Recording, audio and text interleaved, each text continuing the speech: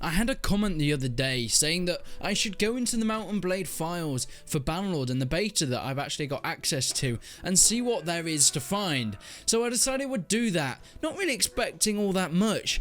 But what I have found is there's a lot of things in the single player and what we can expect in the early access that are already in there. So without further ado, let's get straight into this video and some of the interesting things that I have found for you guys.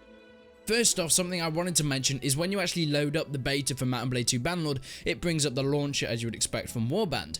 But it brings up not only the play tab, but also the modules tab already. So it seems like that Bannerlord will have that Steam Workshop integration, but it will definitely have mods. I mean, it was pretty much assumed that Tailwoods would add that in because it would be pretty dumb for them to not to, but now we have a confirmation that modding is already in their mind since we have a tab for it. And if we go into the files, we can see the beta files, there is a modules folder already, which anyone that's played Mount & Blade knows that that's the folder that you'd put in all the mods that you download, and then it shows up on the launcher. Some of the other stuff I found were things like music. It seems like most of the music is already done, and my is it great. Someone's already put up a full soundtrack, I think, on YouTube of the Mount & Blade 2 Bannerlord soundtrack that's been made.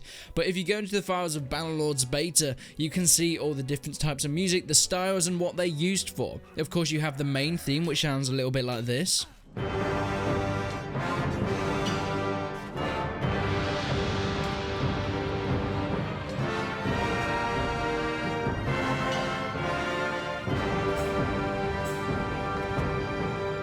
Then you have things for different battles, small battles, larger battles. You have the themes for each of the kingdoms, like the Azurai.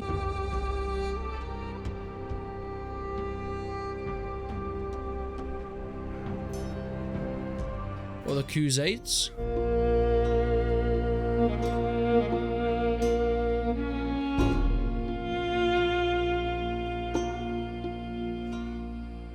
And then you have places for basically just ambient music for different parts in the world, but it seems like pretty much everything has been covered for here. So in terms of the music, I think that's pretty much done. They probably have a few more things to add, but it's all pretty much there in the beta files.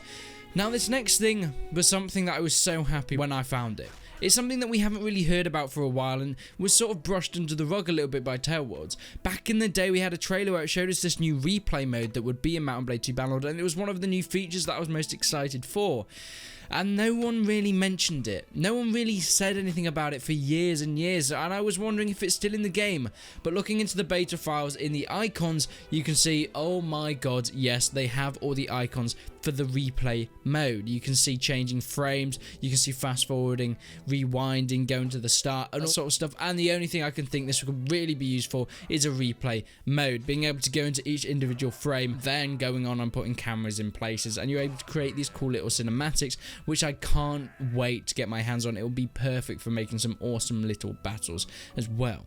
But speaking of icons, let's talk about the map editor icons, which will be a big feature in Mount & Blade 2 Bannerlord.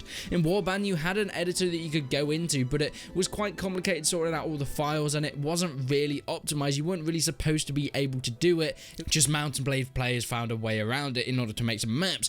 But it is integrated fully into Mount & Blade 2 Bannerlord, and it will be a lot easier for people to use. It'll be very easy to pick up, but it will still have some incredibly in-depth things for the people that are more used to the sort of map editing side of things. So what do the map editor icons show us? Well, of course, there's things like adding entities and assets and things that you would expect, the simple things, but there's smaller things, more detailed things that you're able to get your hands on if you're a map editor. Things like adding in light components, I assume for torches, fireplaces, sunlight, moonlight shining through windows. There's also particle components for flames, snow, maybe dust that's being picked up. Maybe you're able to add these things in when you can make and mod in a wall that collapses, adding in these particles as well. Also the ability to add script components to make missions or scenarios for the AI to follow out. And there is an icon that is called the mission editor icon. So not only in Bannerlord do we have a map editor, but it seems we also have a full mission editor for scenarios and things that people are going to be able to make, that I assume are going to be uploaded to the Steam Workshop, that me, you, anyone can get their hands on and play with as well. And that has made me very, very excited, the fact that we now have a confirmed pretty much mission editor in Mount & Blade 2 Bannerlord. But another interesting thing, and there's been quite a few, but the companions, we haven't heard too much. We know they're going to be in Bannerlord, a bit like they were in Warband, but we haven't heard much about them. But we now have the names, or at least the placeholder names.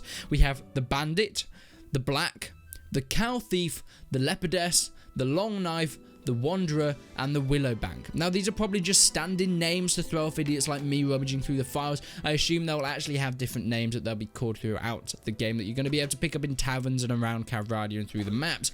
But if we go into the files, we can see some of the sound files. Now, it seems like most of their lines have been recorded already. The Bandit, I'm assuming, really is more of just bandits in Bannerlord, since you do have the male and the female voices, but maybe there's multiple with that sort of name. But that's pretty much it for this video on me going and rummaging where I shouldn't be. And last time I did that, I got kicked out of the church. But thank you so much for watching, guys. I hope you liked the video. If you did, make sure you leave a like on it and subscribe to the channel for more Bannerlord content coming very soon. But until then, I will see you in the next one.